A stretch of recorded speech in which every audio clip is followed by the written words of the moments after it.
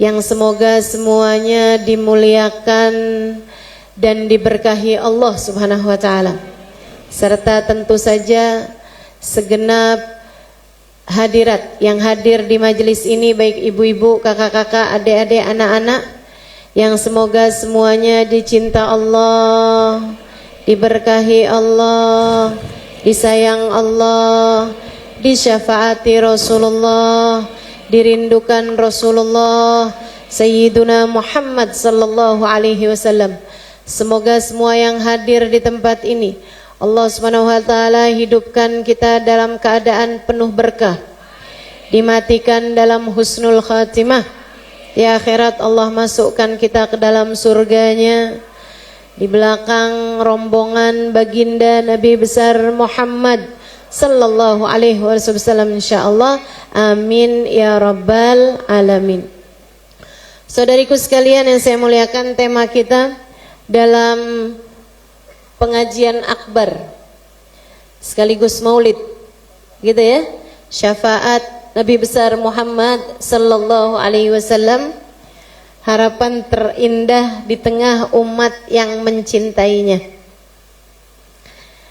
Syafaat Nabi Muhammad sallallahu alaihi wasallam, harapan terindah buat kita sekalian, andalan, andalan buat saya, andalan buat kita nih umat Islam.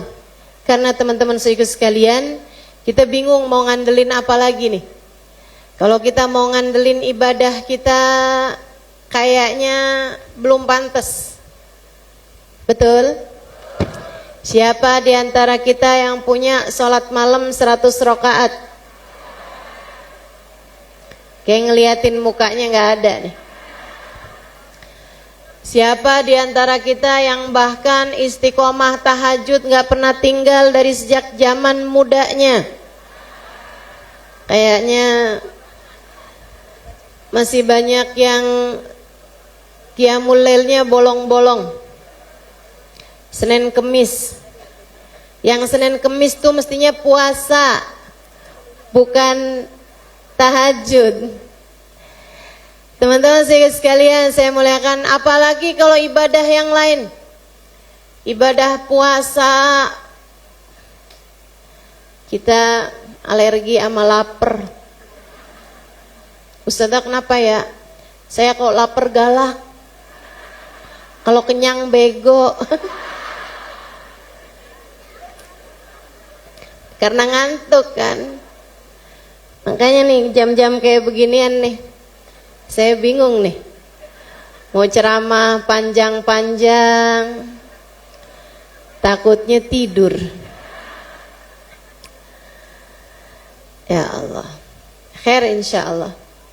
Teman-teman sekalian, mau bicara ibadah apalagi kita yang bisa kita andalkan? Sedekah. Sedekahnya segitu-gitunya, kegedean riaknya, betul? Kegedean ngundat-ngundatnya, betul? Kita udah ngasih sama orang, apalagi dia masih kerabat kita, kemudian orangnya datang lagi, minta lagi, kita bilang ya ampun tuh orang kagak ada terima kasihnya. Udah saya kasih mulu loh, setiap sebulan sekali atau bahkan seminggu sekali. Duh, nggak ada makasihnya tuh orang. Ini yang kata Allah Subhanahu wa taala, a'udzubillahi minasyaitonirrajim, la tubtilu sadaqatikum bil manni wal adha. Janganlah kalian batalkan pahala sedekah kalian dengan diundat-undat, diungkit-ungkit, disebut-sebut. Kita sedekahnya udahlah nggak seberapa, kebanyakan ngundatnya, kebanyakan ngungkitnya, kebanyakan cerita-ceritanya sama orang. Betul? Padahal segitunya sedekahnya juga nggak ikhlas. Banyak di antara kita tuh yang kalau sedekah ngarep balasan dari Allah sih, tapi duniawi. Itu nggak ikhlas namanya. Saya sedekahin nih, biar katanya nanti uang tuh kalau kita keluarkan sedekah, dia bakal nyusulin temen-temennya.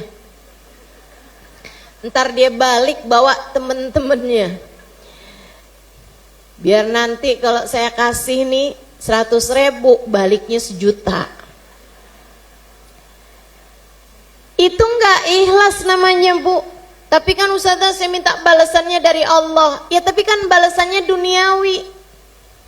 Nanti di akhirat bisa jadi ketika kamu minta pahala sedekahmu, Allah bilang, kan udah saya beri padamu waktu di dunia. Kamu kan sedekahnya kepengen biar saya lipat gandakan uangmu, udah saya kasih waktu di dunia. Kamu kan sedekahnya berharap biar anak kamu yang lagi sakit bisa sembuh, sudah saya berikan itu waktu di dunia. Kamu kan sedekah berharap biar suami gak kawin lagi, udah saya beri waktu di dunia. Pahala di akhirat sudah tidak ada lagi, karena semua balasannya sudah aku berikan untukmu di dunia. Serem kita. Sering saya sampaikan, kalau semua ibadahmu, kamu tujuannya, niatnya adalah untuk mencari dunia, maka bekal yang mana yang akan kamu bawa menuju akhiratmu? Bekalan yang mana nih yang bisa kita bawa menuju akhirat kita? Saudaraku sekalian saya muliakan, ibadah kita sepertinya masih belum ada yang bisa kita andalkan. Saya bilang kita, karena maksud saya juga termasuk di dalamnya. Ibadah saya masih jauh untuk layak diterima. Ibadah kita masih jauh untuk pantas diterima. Salat kita masih jauh dari khusyuk. Begitu salat berisik banget hati kita. Ingat ini, ingat itu. Ingat besok mau pergi pengajian, mau pakai baju yang mana? Kerudungan yang mana? Begitu, Bu. Salat subuh berantakan karena mikirin, nih sebelum saya pergi pengajian nyiapin sarapan dulu buat suami.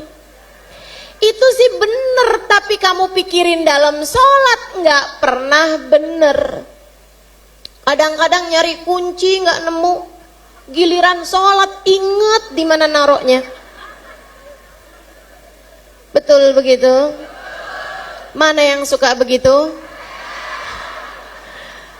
Ngaku kita semua. Masya Allah, Masya Allah. Guru saya Sayyidil Habib Zain bin Smith, beliau mengatakan, salatuna tahtaj ila istighfar. Salat kita ini daripada pantas diberi pahala, lebih banyak pantas dikasih ampunan. Daripada diberi pahala nih, kayaknya lebih pantas dimohonkan ampunan sama kita. Karena kayak nggak pantas jadi amal ibadah lain yang layak dapat pahala. Malah seremnya jadi perbuatan yang mendatangkan kita kepada dosa. Karenanya perlu untuk kita mohonkan ampun pada Allah Subhanahu wa taala. Itu sebabnya begitu habis selesai salam salat, kita bilang, astagfirullah, astagfirullah, astagfirullah. Kita nggak bilang, alhamdulillah, alhamdulillah, alhamdulillah. Kita bahkan nggak langsung bilang, Rabbana taqabbal minna innaka antas samiul alim. Ya Allah terima, ya Allah salat saya, ya Allah terima salat saya. Belum pantas diterima. Salatnya masih berantakan, khusyuknya masih jauh, masih berisik, bising banget. Isinya pikiran, isinya hati di saat kita sholat. Karena yang paling pantas adalah astagfirullah, astagfirullah, astagfirullah. Ya Allah ampunin sholat saya barusan, ya Allah apaan gitu. Maaf ya Allah, maaf. Menghadapmu tapi pikiran saya berantakan, maafin saya ya Allah, maafin saya ya Allah, maafin saya ya Allah. Nggak ada ibadah kita, Bu, yang sudah pantas untuk menjadikan kita diridhoi Allah Subhanahu wa taala, untuk menjadikan kita hamba-hamba yang layak masuk ke dalam surga tanpa hisab, tanpa adab. Ibu-ibu saudaraku sekalian, apalagi ibadah-ibadah yang kaitannya sama manusia yang asalnya bersumber dari akhlak. Ibadah bakti sama orang tua. Adakah kamu merasa sudah melakukannya? Yang kita harapkan hanyalah maaf dari orang tua kita. Mereka memberi maaf kepada orang tua kita atas segala kekurangan, atas segala kesalahan, atas segala bahkan mungkin kedurhakaan yang selama ini kita kerjakan. Berapa banyak kita saat orang tua kita ada di atas muka bumi ini, dipanggil nggak nyaut padahal denger. Berapa banyak di antara kita yang kalau orang tuanya minta kepada kita sesuatu, kita melakukannya tapi dengan perasaan berat.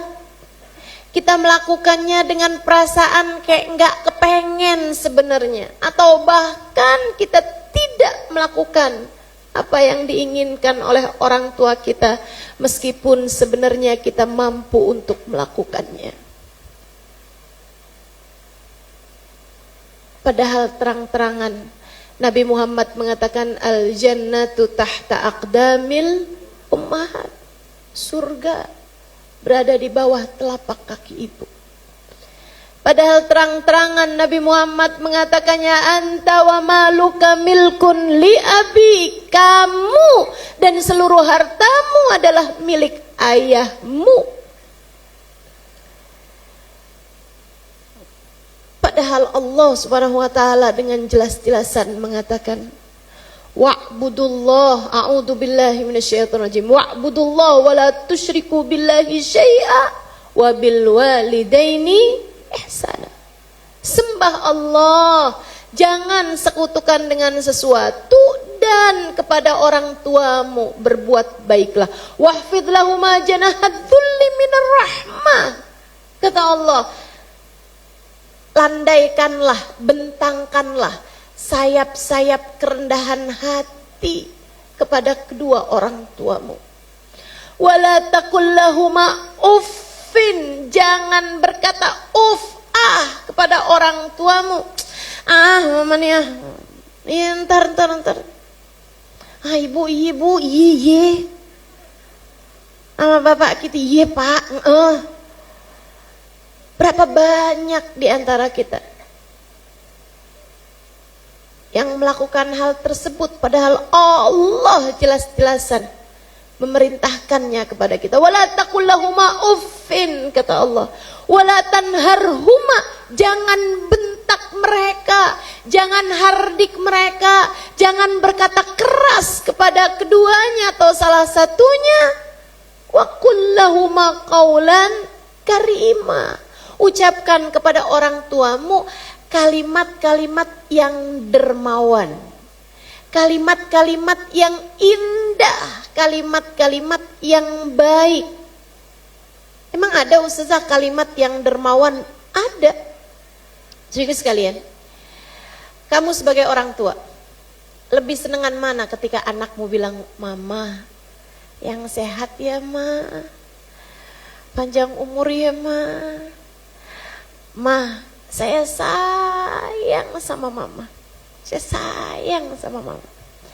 Apapun yang mama inginkan, apapun yang mama harapkan dari saya, mama bilang aja ma, saya akan dengan senang hati mengerjakan. Yang penting mama sehat, yang penting mama senang.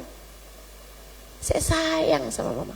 Bu, nih ibu yang pada punya anak, diomongin kayak begitu sama anakmu, sama dikasih uang 100.000, senengan mana? Diomongin. Kamu omongin kalimat tersebut sama dikasih uang sama anakmu 1 juta, senengan mana? Ayo.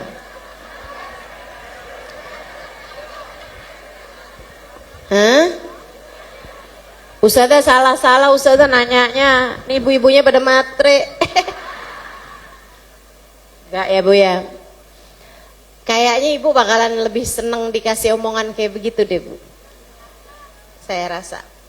Kenapa gitu? Karena ucapan-ucapan yang semacam itu tuh Bu bisa jadi obat buat kita. Saat anak lagi jauh, yang kebayang ucapannya dia gitu. Mama yang sehat ya Ma, Mama yang sehat ya Ma. Dulu umi saya sering nanya sama saya, Nok, Ima, kamu kepengen umi doain apa gitu? Pernah umi saya tanya. Saya bilang umi kalau sayang sama Ima, umi doain aja biar umi sehat. Biar umi sehat. Karena kalau umi sakit, Ima ikutan sakit Mi. Oh, umi sakit, umi ikutan sakit. Tentu kalimat-kalimat semacam ini Bu, kalau didengar oleh orang tua senang girang. Ibu-ibu saudaraku sekalian, belajar buat bagusin omongan sama orang tua. Kita hidup nih nggak seberapa lama Bu. Buat kakak-kakak, adik-adik, ibu-ibu yang masih punya orang tua, tuh sampaikan kepada mereka betapa kamu mencintai, menyayangi mereka. Betapa kebahagiaan mereka adalah puncak tertinggi cita-cita kita. Betapa mereka dalam keadaan baik, dalam keadaan sehat, itu adalah hal terindah yang bisa kita dapatkan sebagai anak. Ibu-ibu sekalian saya muliakan. Tapi ini kan dalam kehidupan kita punya banyak kekurangan dalam urusan bakti sama orang tua. Apalagi urusan bicara sama suami. Ayo. Bu, surga itu terbentang luas. Bahkan kamu boleh pilih masuk dari pintu surga manapun jika waktu hidup di dunia kamu berhasil menjadi istri yang solehah. Pencapaian tertinggi. Makanya saya sering ditanya, Ustazah, saya kepengen hadir majelis Ustazah, tapi saya nggak boleh sama suami saya. Gimana Ustazah? Jangan hadir. Beneran Ustazah nggak boleh hadir? Jangan, saya bilang. Jangan hadir.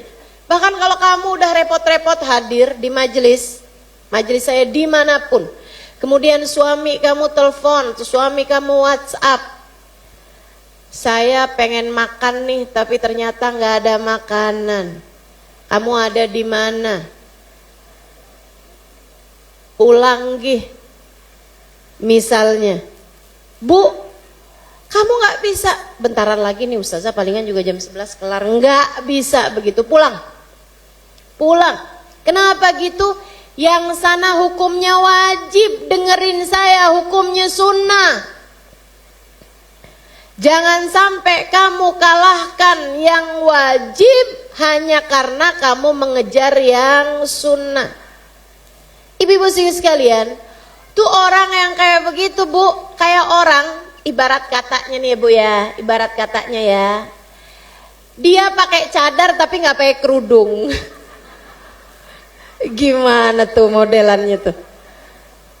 Mukanya dicadarin tapi kerudungan kagak.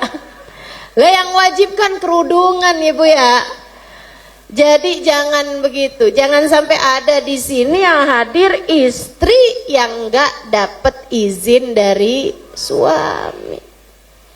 Dijaga omonganmu Bu, dijaga omonganmu. Tapi sepertinya mahma Saina, kayak apapun kita berusaha, kayak saya ngelihat diri saya sih Bu sih, usaha kayak gimana pun buat jadi istri yang solehah beneran gitu, kayak masih rada jauh. Kenapa gitu? Karena standar solehahnya Bu Sayyidah Khadijah, innaha maqalat la qattu inda zawjiha. Sesungguhnya Khadijah perempuan yang tidak pernah berkata tidak kepada suaminya. Bu, Ibu terakhir bilang enggak kapan? Dari pagi Ustazah, ya Allah. Masya Allah, Masya Allah. Buat segala macam hal Bu, buat segala macam hal. Itu banyak protesnya, banyak nuntutnya, banyak harapnya sama dia. Banyak juga yang bahkan sekedar senyuman tergantung sama transferan. Ya Allah, ya Allah. Ibu-ibu saudariku sekalian yang saya muliakan, kita nih kadang-kadang nih suka ngata-ngatain pejabat yang korupsi, pejabat yang nyuap, padahal kamu juga sama suamimu. Ya Allah, ya Allah. Bahkan sekedar senyuman mesti disuap duluan sama transferan. Inna lillahi wa inna ilaihi raji'un. Kayaknya kalau kamu ngandelin saya bakalan bisa selamat nih di akhirat karena saya adalah istri yang solehah. Belum. Enggak, solehah dari mananya? Ustazah, saya sabar ngadepin suami saya. Saya belum dengar aja di suami kamu. Dia juga bisa jadi ngomong yang sama. Saya lebih sabar lagi Ustazah ngadepin istri saya. Kalau bicara berkorban Bu, kamu ngerasa kamu yang paling berkorban. Bisa jadi selama ini suamimu yang lebih merasa berkorban lagi. Udahlah, udahlah. Kayaknya gak bisa tuh kita andalkan. Kita akan tetap berusaha. Kita tentu terus berusaha. Berusaha benerin sholat kita, berusaha bagusin sedekah kita, berusaha bagusin puasa kita berusaha buat jadi anak yang bakti sama orang tua, jadi istri yang solehah buat suami, jadi saudara yang baik buat saudara kita, jadi ibu yang solehah dalam mendidik anak-anak kita. Tapi berharap itu semua membawa kita ke dalam surga sepertinya belum pantas untuk orang yang masih jatuh bangun dalam ibadah kepada Allah Subhanahu wa taala. Untuk orang yang masih naik turun iman kita dan taat kita kepada Allah Subhanahu wa taala. Kita masih belum layak untuk surga. Untuk jadi hamba yang selamat di zaman yang seperti sekarang ini Bu, mau selamat nggak gampang. Karena kemaksiatan di tangan. Orang dulu kalau mau berbuat maksiat Bu, masih harus jauh. Mau nonton tayangan-tayangan yang nggak bagus, masih harus pergi ke gedung bioskop atau layar tancap. Ya Bu ya? Sekarang di kamar sendiri masih bisa melakukannya. Gak ada siapa-siapa, di tangan semua dosa bisa kamu kerjakan. Betul? Betul.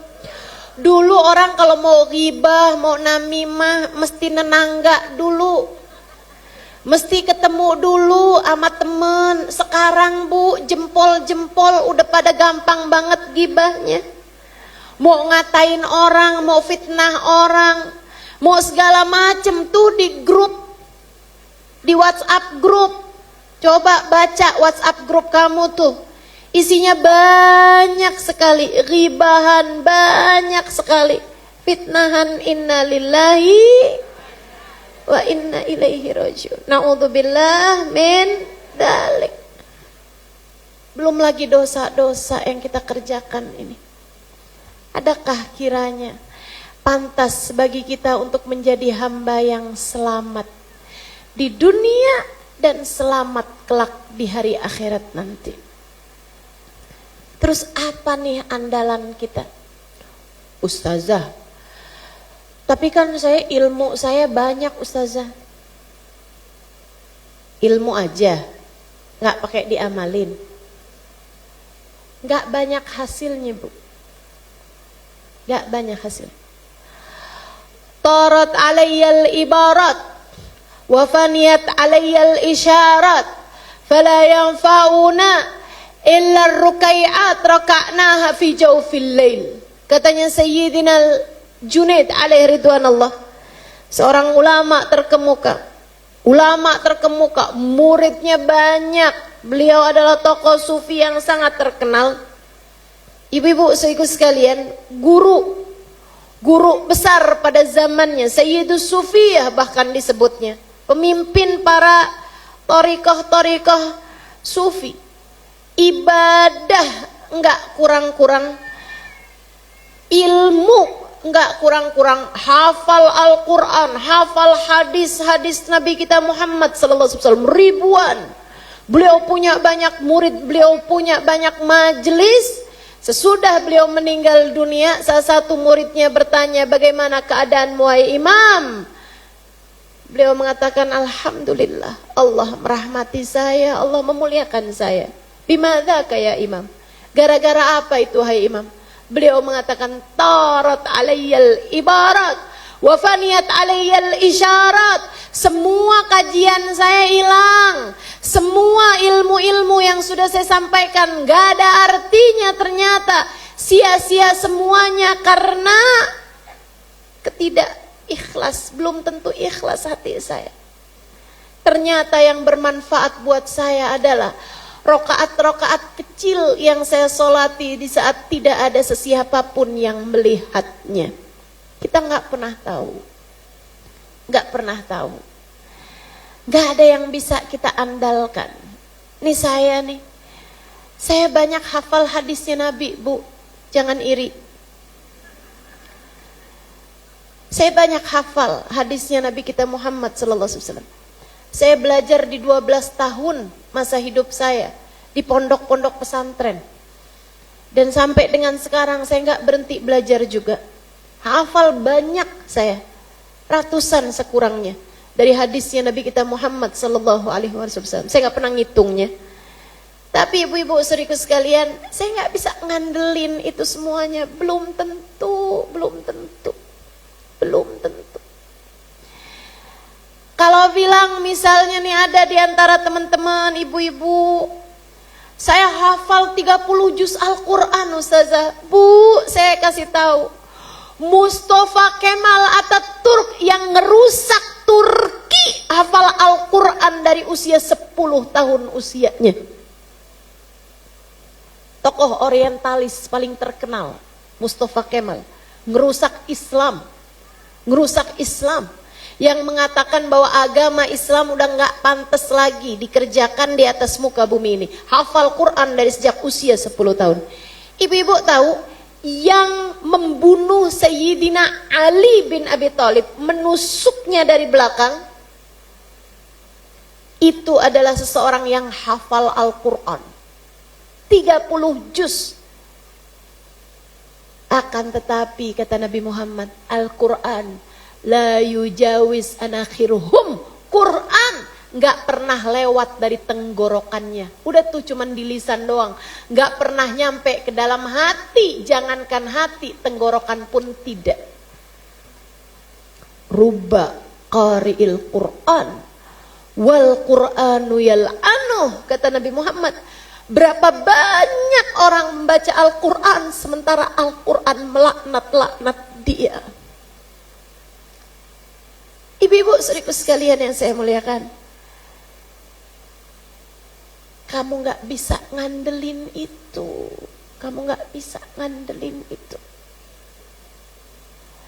Lantas apa yang bisa kita andalkan Ustazah? Kalau kamu bertanya kepada saya, Bu, izinkan saya menyampaikan jawaban dari Hubabah Bahiyah, seorang perempuan solehah yang saya dekat dengan beliau. Dan beliau adalah salah satu dari perempuan paling berpengaruh mengubah cara pikir saya tentang beragama kepada Allah Subhanahu wa taala. Tentang Islam ini nih yang kita sekarang sedang berada, mudah-mudahan Allah tetapkan iman Islam di hati kita. Ibu-ibu saudariku sekalian saya muliakan, satu waktu Bu, di usia saya masih belum 25 tahun, saya diundang memberikan kajian di kota Salalah, Oman, dalam bahasa Arab untuk warga Salalah. Ibu-ibu saudariku sekalian, diundang saya diberangkatkan ke sana ketika Hubabah Bahiyah membuka madras namanya, kayak majelis taklim untuk kaum ibu. Beliau bangun majelis tersebut, kemudian minta saya untuk hadir datang ke sana mengajar kepada para kaum ibu di bulan Ramadan tahun 2024. Tahun 2004. Datang saya ke sana. Saya setiap ngajar, semua yang hadir adalah orang-orang Arab, asli Arab. Tentu saja dalam bahasa Arab. Yang waktu itu saya memang baru pulang dari Tarim, Bu. Jadi bahasa Arab saya masih bagusan. Sekarang ini udah terkontaminasi sama orang Jakarta, orang Depok. Bahasa Arab saya udah nggak sebagus dulu, masih mendingan lah dibanding orang Depok ya. Masih mendingan. Tiap kali saya ngajar, Hubabah Bahiyah di samping saya. Dan tentu saja waktu itu saya masih belum harus pakai kursi, Bu. Ini pakai kursi, ibu asal tahu aja bukan kegayaan, Bu. Bukan kegayaan. Ini pinggang, kaki udah mulai aus semuanya, Ibu ya. Tahun lalu saya dioperasi pakein pen nih di belakang pinggang saya. Sekalian curhat ini. Jadinya harus pakai banyak penyanggah untuk duduk. Masih suka lupa juga nggak nyandaran. Sama dokter dikasih pesan harus terus sandaran. Walaupun saya tahu tidak boleh bersandar kecuali kepada Allah Subhanahu wa taala. Ibu-ibu sekalian, satu waktu saya menerangkan kepada perempuan-perempuan di Salalah Oman itu tentang sholat khusyuk. Saya ceritakan kepada mereka bagaimana sholatnya Sayyidina Ali Zainal Abidin yang lagi sholat rumahnya kebakaran, Bu. Beliau nggak sadar rumahnya kebakaran karena kehusyuan sholat beliau. Sampai nih rubuh semuanya nih. Beliau habis selesai salam, assalamualaikum warahmatullahi wabarakatuh, baru keluar dari rumahnya, baru sadar. Mereka bilang, Tuhan, kami sudah memanggil-manggilmu ketika engkau sedang sholat tadi, tapi engkau tak bergeming, tak keluar dari sholatmu. Sayyidina Ali Zainal Abidin menjawab, Al-hatni an-narul kubro. Di depan saya ada api yang jauh lebih besar lagi, membuat saya lupa sama api yang kecil di dunia ini. Khusyuk sholatnya. Kebakaran gak berasa. Sholat kita, datang tamu, tahu semua pembicaraannya. Ya Allah, ya Allah. Sampai habis itu jadi, saya udah berapa rakaat ya? Ada yang begitu salatnya? Siapa? Saya. Masya Allah. Saya ceritain salatnya Sayyidina Habib Ali, Habib Abu Bakar As-Sakran. Ibu-ibu sekalian, beliau itu, Bu, sakit punggungnya, dibawa ke dokter, kata dokter ini ada semacam tumor di punggungmu ini, kami harus angkat biar sehat, biar sembuh. Oh, ya udah, ayo besok diangkat. Besokan ibu-ibu sekalian, sebelum dokter-dokter ini ngangkat, disuguhin 1 gelas minuman keras. Zaman itu, Ibu ya, belum ada obat bius. Dia bilang, silahkan Syekh diminum.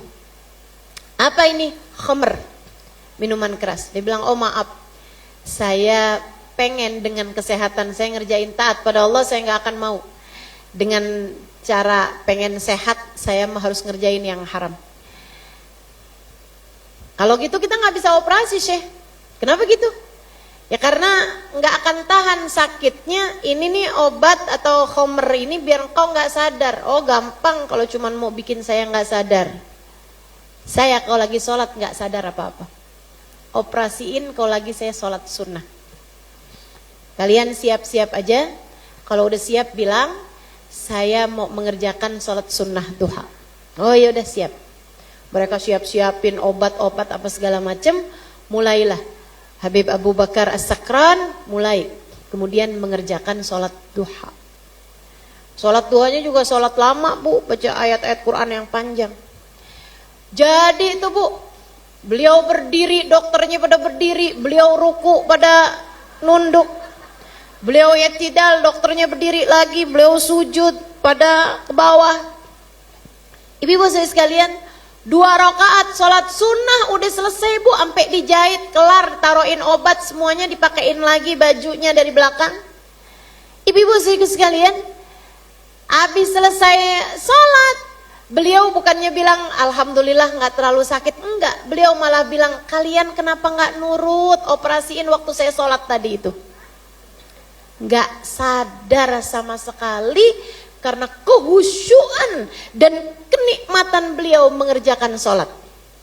Bu, saya lagi bahas itu semuanya, mic saya tiba-tiba diambil sama Hubabah Bahia. Kata Hubabah Bahia, musykidah Halimah musykidah. Enggak gitu Halimah, enggak gitu. Enggak gitu. Kamu ngebahasnya enggak pas. Saya bilang, kenapa Hubabah? Kenapa kok bisa enggak pas? Saya bilang, haula, kata Hubabah. Wassalatuhum salatuhum hum. Yang kamu bahas itu adalah mereka, bukan kita. Yang kamu bahas itu adalah sholatnya mereka, para wali, bukan sholatnya kita wali murid. Jauh banget Halimah, jauh banget. Nggak bakalan sholat kita sampai seperti kayak sholatnya mereka. Nggak bakalan ada ceritanya dalam hidup kita, kita sholat dioperasi kagak berasa. Nggak akan ada ceritanya dalam kehidupan kita, kita sholat rumah kebakaran nggak berasa. Kamu bahasnya kejauhan, nak. Kamu bahasnya kejauhan. Bu, waktu itu usia Hubabah Bahia 93 tahun. Waktu saya ketemu itu, usia beliau sekitaran segitu. Dan ibu-ibu tahu, nggak pakai kacamata, nggak pakai alat bantu dengar, jalannya masih lebih ngebut daripada jalannya anak-anak muda di usia seperti itu. Karena beliau adalah orang-orang yang menjaga Allah di masa muda, Allah menjaga beliau di masa tua. Saya bu berguru pada beliau. Jadi ketika saya diprotes semacam itu, saya pergunakan kesempatan itu untuk sungguh-sungguh belajar dari beliau. Saya bilang, Hubabah, apakah artinya kita nggak akan pernah sampai kepada Allah, keridhaan Allah, keselamatan dunia akhirat melalui sholat kita? Betul. Kata Hubabah Bahia, bukan itu cara kita. Kita akan tetap sholat. Sebab sholat adalah kewajiban. Kita akan tetap mengerjakan sholat sunnah. Sebab sholat sunnah adalah kebutuhan kita. Kebutuhan kita untuk bisa mendekat kepada Allah Subhanahu wa ta'ala. Untuk merasakan kenikmatan dari rehat. Kenikmatan dari menenangkan hati di saat kita hidup di atas muka bumi ini. Kita perlu sholat. Sholat akan tetap kita lakukan. Kita wajib sholat, karenanya akan tetap kita lakukan sholat wajib kita, sholat sunnah kita. Tapi berharap Allah akan bukakan pintu surganya dan kita akan selamat melewati jembatan sirat dari sholat-sholat kita. Enggak Halimah, enggak. Sholat kita masih jauh dari khusyuk. Salat kita masih jauh dari hakikat salat yang diinginkan Allah. Innas salata tanha anil fahsya'i wal munkar. Kata Allah, sungguhnya salat mencegah seseorang dari perbuatan keji dan mungkar. Belum, salat kita belum mencegah kita dari perbuatan keji dan perbuatan mungkar. Salat kita belum mampu mencegah kita dari yang haram. Salat kita belum mampu mencegah hati kita dari memiliki kebencian terhadap sesama umat Islam. Salat kita belum mencapai hakikat salat. Saya adalah seorang pembelajar yang baik, Bu. Saya santri yang baik, walaupun belum tentu jadi guru yang baik. Tapi saya ketika jadi santri, saya akan jadi santri yang baik. Santri yang baik itu yang kayak gimana? Tidak menyisakan ruang untuk kegelapan dalam pikirannya. Tidak menyisakan ruang untuk keraguan dari pikirannya. Kalau ada sesuatu yang saya nggak ngerti, saya akan bertanya. Kalau ada pertanyaan-pertanyaan yang mengganggu pikiran saya akan tanyakan kepada guru-guru saya.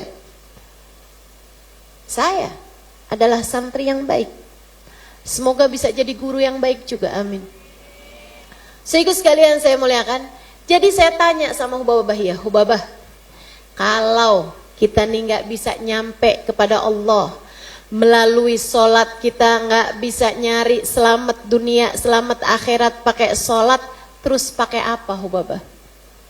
Hubabah Bahiyah menjawab, ma'ana nabi ya khair nabi. Alhamdulillah Halimah, kita punya nabi seindah-indah nabi. Dalam hidup kita nih alhamdulillah, alhamdulillah, kita punya Nabi Muhammad, andalan kita, harapan kita, sandaran kita, senjata paling ampuh yang kita punya, baginda kita Nabi besar Muhammad. Hubabah Bahiyah melanjutkan, agrabun nasi ilallah, agrabun nasi ilallah, manusia yang paling dekat dengan Allah Subhanahu wa taala, mencapai tempat tertinggi kedekatan dengan Allah Subhanahu wa taala, Tuhannya yang namanya bersanding dengan nama Allah di pintu surga, yang namanya bersanding dengan nama Allah di tiang-tiang arsy-Nya Allah Subhanahu wa taala, jalla jalaluhu wa ta'ala azamatuh. Seseorang paling tercinta di sisi Allah, yang Allah mengatakan tentangnya, laulaka ya Muhammad ma khalaqtul aflak, andai tidak karena engkau wahai Muhammad, tak akan kuciptakan dunia dan seisinya, tak akan kuciptakan alam semesta dari timur hingga baratnya, andai tidak karenamu wahai Muhammad. Kata Hubabah Bahiyah, andalan kita, kita punya Nabi Muhammad. Harapan kita untuk pendosa macam kita, harapan kita untuk yang ibadahnya masih berantakan kayak kita, harapan kita untuk orang yang belum berakhlak dengan kemuliaan akhlak macam kita, andalan kita, harapan kita adalah baginda kita Nabi Muhammad. Untuk orang-orang di zaman akhir seperti kita ini, yang sedikit-sedikit mengerjakan dosa, yang mudah sekali untuk terjerumus kepada dosa-dosa, harapan kita adalah Nabi Muhammad. Kamu hanya perlu untuk terus-terusan memanggil-manggil dia. Kata Hubabah Bahiyah, kamu hanya perlu untuk terus-terusan mengetuk-ngetuk pintunya. Bersimpuhlah terus Halimah di pintunya Nabi Muhammad, terus aja ketuk-ketuk panggil Nabi Muhammad, ya Rasulullah, ya Rasulullah, ya Rasulullah, ya Rasulullah, ya Rasulullah. Suatu saat nanti Nabi Muhammad akan membukakan pintu untukmu. Dan kalau Nabi Muhammad sudah berkenan membukakan pintu, dipapahnya kamu, dibawanya kamu menuju Allah.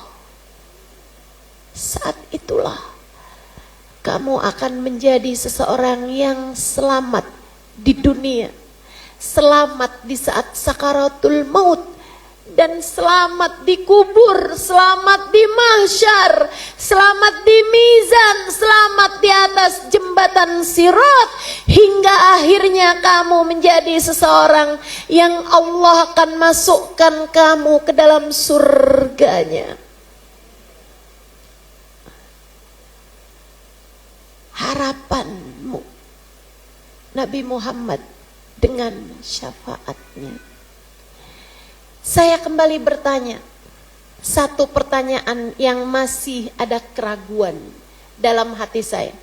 Saya nggak mau menebak-nebak, jadi santri, jadi murid tuh kalau belajar nggak boleh begitu. Nggak boleh main tebak-tebakan, nggak boleh main perkiraan-perkiraan. Bertanyalah kepada ulama, sebab mereka akan menjawab berdasarkan ilmu. Ilmu yang sudah jatuh ke dalam hati yang bersih akan menjadi cahaya memandu dalam kehidupan. Itu sebabnya kenapa kita dalam hidup nggak boleh jauh dari ulama. Hubabah Bahiyah, teman-teman sedikit sekalian. Habib Abdul Qadir bin Ahmad Asghaf, salah satu dari ulama terkemuka yang wafat mungkin sekitar 20-an tahun yang silam. Beliau pernah mengatakan tentang Hubabah Bahiyah, ma fi dunya mithil Hubabah Bahiyah. Di dunia ini sekarang nggak ada perempuan kayak Hubabah Bahiyah, kata beliau. Seorang ulama yang sangat luar biasa. Perempuan arifah billah, mengenal Allah Subhanahu wa taala dengan tingkat keimanan yang luar biasa. Guru saya, Hubabah Nur, menyebut beliau sebagai jauharah, sebagai permata paling berkilau pada zaman ini, kata beliau. Hubabah Bahiyah menyampaikan, dan saya dengan penuh rasa syukur menyampaikannya kepadamu. Karena yang kayak saya ini, Bu, bisa mendapatkan pelajaran langsung dari Hubabah Bahiyah. Saya rasanya nggak pantas, tapi belakangan saya ngerti kenapa saya banyak berjumpa dengan perempuan mulia di sepanjang kehidupan saya ini. Saya rasa agar saya bisa menceritakannya kepadamu, agar saya dapat menceritakannya kepadamu tentang jalan cahaya ini, tentang jalan hidayah ini, tentang jalan kita menuju Allah Subhanahu wa taala. Untuk kita mudah-mudahan dapat menempuhnya hingga kita bisa masuk ke dalam surganya. Amin ya rabbal alamin. Saya nanya lagi sama Hubabah Bahiyah. Tinggal satu pertanyaan. Saya bilang, Hubabah, kaifa unadi? Kaifa unadi? Bi ayyi tariqah unadi? Hubabah, gimana cara saya buat manggil Nabi Muhammad? Gimana cara saya untuk bersimpuh di pintunya Nabi Muhammad, mengetuk-ngetuk pintunya Nabi Muhammad, hingga kemudian Nabi Muhammad berkenan untuk membukakan kepada saya pintunya? Apa caranya, Hubabah? Sholawatkah? Baca maulidkah? Apa nih caranya? Berdakwahkah? Saya menyampaikan tentang Nabi Muhammad kepada orang-orang, seperti itukah caranya? Apa cara yang bisa saya tempuh hingga dianggap sebagai seseorang yang mengetuk-ngetuk pintunya Nabi Muhammad? Hubabah Bahiyah menjawab, Halimah, panggillah Nabi Muhammad dengan hatimu. Cintai Nabi Muhammad, Halimah, sebisamu mencintai seseorang. Rindukan Nabi Muhammad, Halimah, sebisamu merindukan seseorang. Kamu pernah gak cinta sama orang yang sampai Ingat dia terus. Jadikanlah orang itu adalah Nabimu Muhammad. Jatuh cintalah padanya.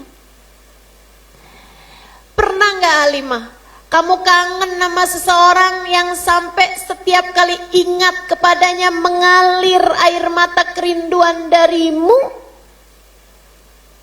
Jika pernah, jadikanlah orang itu adalah Nabimu Muhammad sallallahu alaihi wasallam. Itu artinya merindukan Nabi sebisamu merindukan seseorang.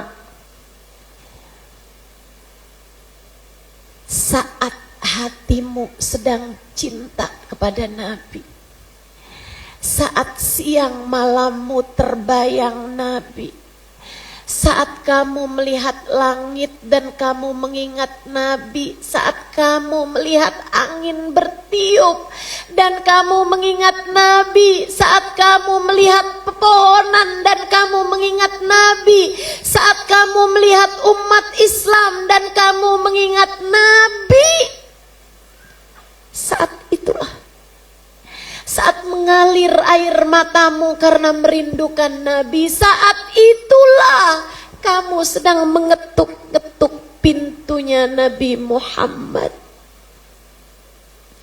Cintai Nabi sebisamu mencintai seseorang. Rindui Nabi sebisamu merindukan seseorang. Saat itulah kamu sedang mengetuk-ngetuk pintunya Nabi Muhammad. Tunggulah. Ketika kamu melakukannya berbulan, bertahun, apalagi sampai berpuluh tahun, tunggulah. Dia akan membukakan untukmu pintunya, dipapahnya kamu, dibimbingnya kamu untuk naik menuju Allah Subhanahu wa taala setangga demi tangga.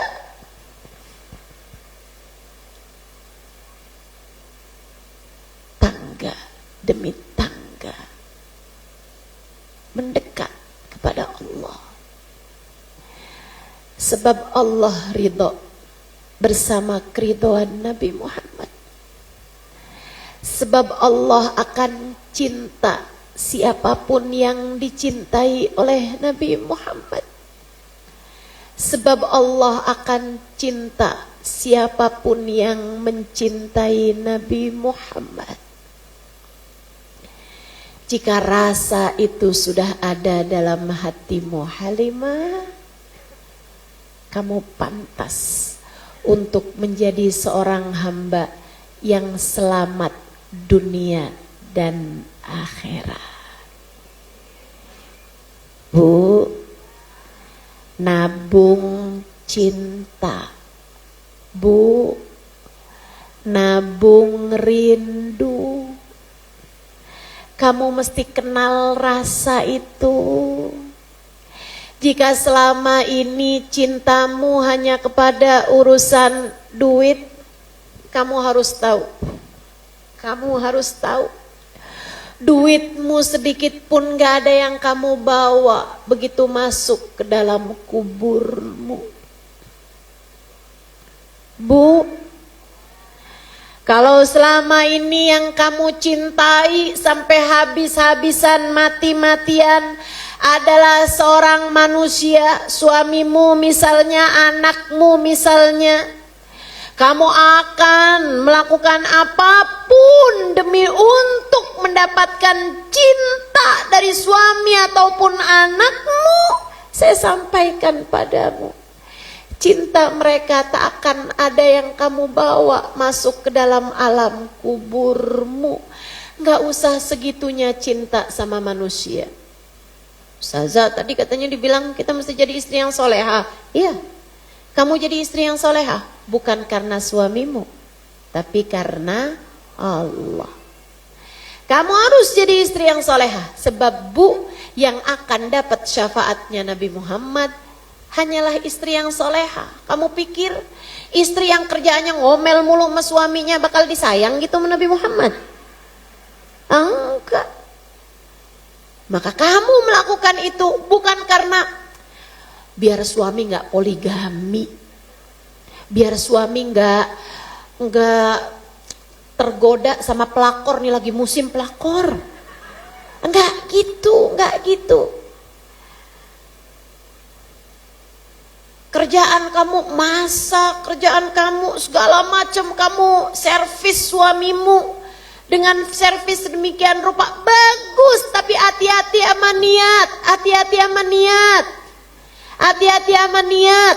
Ibu-ibu sekalian, jangan sampai rasa cintamu kepada suamimu mengalahkan rasa cintamu kepada Allah dan Rasulnya, apalagi sampai membuatmu melakukan segala macam cara agar suamimu tak berpaling hati darimu. Cinta ditolak, enggak gitu. Apalagi sampai menghalalkan segala cara. Nih kayak perempuan-perempuan di Jakarta, saya lihat di Depok sih kagak nih ya. Suami saya biar nggak naksir sama janda belakang rumah, hidung kurang mancung dimancungin,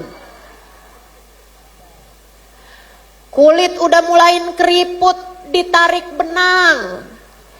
Bu, itu muka bukan kain. Alis disulam, bibir disulam, kemudian dimasukin suntik botok, filler, aduh segala macam rupa kamu lakukan buat wajahmu itu. Bu, kalau urusan cantik gak bakal bisa kamu menyaingi kecantikan dari perempuan-perempuan di luaran sana, ibu ya. Udah gak usah yang begituan, Bu. Bukan di situ tempat kita, bukan di situ tempat kita. Bukan di situ tempat kita. Kita lakukan aja tugas kita sebagai istri yang solehah, biar bisa selamat di hari akhirat, buat ibadah kita kepada Allah. Ibu-ibu sekalian, tapi yang semestinya kita cintai di dalam hati kita adalah Allah dan Rasulnya. Cari, kejar cintanya Nabi Muhammad, kejar cintanya Nabi Muhammad. Daripada kamu berpikir sambilan ngaca, wajah mulai keriput nih.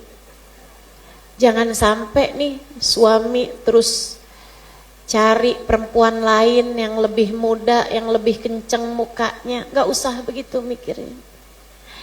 Tapi kalau kamu lagi ngaca, kamu mikir, ya Allah, wajah ini akankah kelak menjadi wajah yang berjumpa dengan Nabi Muhammad? Wajah ini ya Allah yang belepotan dengan dosa, berlumuran dengan maksiat, gak kurang-kurang aib dan celaknya, dosa-dosa dan kesalahan begitu banyak dalam diri ini. Akankah wajah ini kelak dapat memandang wajah Nabi Muhammad? Akankah telinga ini kelak bisa mendengar suara Nabi Muhammad? Akankah bibir ini kelak bisa mengucapkan salam langsung di hadapan Nabi Muhammad? Akankah hidung saya ini kelak bisa mencium wanginya Nabi Muhammad?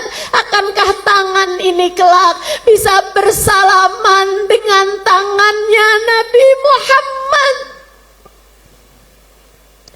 Pertanyaan yang lebih penting untuk kamu pikirkan daripada hanya sekedar kemana saja suami saya selama ini, daripada sekedar anak saya bisa ngasih apa sama saya, daripada sekedar urusan-urusan dunia yang semuanya bakal kamu tinggalkan. Buka nak, saya sampaikan hal ini dari hati saya yang terdalam. Dengarkan saya, dengarkan saya. Kalau ada orang lagi marah-marah sama kamu, suami kamu lagi marah sama kamu, Ada orang yang lagi caci maki kamu, ngata-ngatain kamu, nggak usah didengerin. Mereka ngomongnya nggak dari hati, mereka ngomongnya nggak berdasarkan ilmu, mereka hanya sedang ngomong dari hawa nafsu. Tapi saya saat ini menyampaikan kepadamu dari hati saya, berdasarkan dari ilmu yang sudah berbelas tahun saya terima dari ulama-ulama soleh, dari orang-orang yang sudah sampai kepada Allah Subhanahu wa ta'ala. Karenanya dengarkan saya, masukkan ke dalam hatimu, tanyakanlah selalu kepada dirimu, ya Allah, adakah saya sudah menjadi seseorang yang Nabi Muhammad cinta kepada saya? Ya Allah, cintakan hati saya kepada Nabi Muhammad, cintakan hati Nabi Muhammad kepada saya. Dekatkan saya ya Allah kepada Nabi Muhammad, dekatkan Nabi Muhammad kepada saya. Dan jika kamu merasa bahwa dalam hidupmu ini kamu belum kenal rasa cinta kepada Nabi Muhammad, belajarlah Bu, belajarlah Kak, Dek, kamu punya PR besar dalam kehidupan. Jangan berani mati sebelum bawa cinta kepada baginda Nabi. Kemungkinan kita nggak selamat banyak, tapi setidaknya kalau kita mati bawa cinta kepada Nabi, kita punya banyak peluang untuk mendapatkan syafaat Nabi Muhammad. Dunia cuma segini-gininya Bu, senengnya susahnya cuma segini-gininya. La yukallifullahu nafsan illa wus'aha. Allah nggak akan kasih beban hidup di dunia di luar batas kemampuan kita. Nggak ada. Dan liatin, hanya dalam sekejapan mata Allah kalau mau meluluh lantakkan buminya dengan begitu gampang, Allah hancurkan. Yang di Aceh, yang di Sumatera Utara, yang di Sumatera Barat, ibu nggak lihat? Ibu lihat kan tuh di televisi, di berita-berita, di HP-mu itu kamu kan lihat tuh. Liatin rumah yang dalam hitungan detik semuanya luluh lantak. Tuh dunia kayak begitu. Kamu berharap apa dari dunia? Jangan sampai dunia yang segini-gininya nih bikin kita sengsara di akhirat. Jangan. Saya sampaikan karena saya sayang kepadamu Bu, Kak, Dek, Nak. Dengarkan saya. Saya sayang kepadamu. Saya berharap kamu bisa jadi perempuan yang Allah bahagiakan dalam kuburmu. Saya berharap kamu bisa jadi seorang yang Allah bahagiakan di padang mahsyar nanti. Saya berharap Allah membahagiakanmu di hari akhirat nanti. Allah masukkanmu ke dalam surga. Maka cintai Nabi Muhammad. Jauhi dosa, tinggalkan dosa. Tinggalkan cinta berlebihan terhadap dunia. Bu, selebihnya cintai bagindamu Nabi Muhammad sallallahu alaihi wasallam. Apapun yang tidak kamu bawa mati, enggak usah usahakan mati-matian. Apapun yang tidak kamu bawa mati, jangan bela mati-matian. Jelas? Jelas? Jadi enggak ganti horden tahun ini enggak apa-apa. Enggak kebeli HP yang terbaru kayak yang dipunya sama ipar kamu, enggak apa-apa. Enggak punya tas yang kayak dipunyain sama saudara kamu, enggak apa-apa. Bajunya itu-itu aja, enggak apa-apa. Makanannya kayak itu-itu aja tiap hari, enggak ganti-ganti, enggak apa-apa. Dunia cuman segini-gininya. Biar kita senang di akhirat nanti insya Allah. Biar kita bahagia di akhirat nanti insya Allah. Dan apa yang saya sampaikan ini Bu, kalau kamu amalkan dalam kehidupan, kamu bakal senang di hari kamu bisa ketemu sama Nabi Muhammad. Kamu bakal bahagia di hari saat lisanmu bisa mengucapkan salam langsung di hadapan Nabimu Muhammad. Dan semua susahmu di dunia, semua deritamu di dunia, semua air matamu di dunia enggak ada artinya apa-apa jika kelak Allah gantikan dengan seindah-indah pertemuan dengan baginda Nabi besar Muhammad. Semoga Allah memudahkan kita untuk dapat mengamalkannya dalam kehidupan. Amin ya Rabbal. Baca sholawat sekurangnya pagi hari, bangun tidur 10 kali, mau tidur 10 kali insya.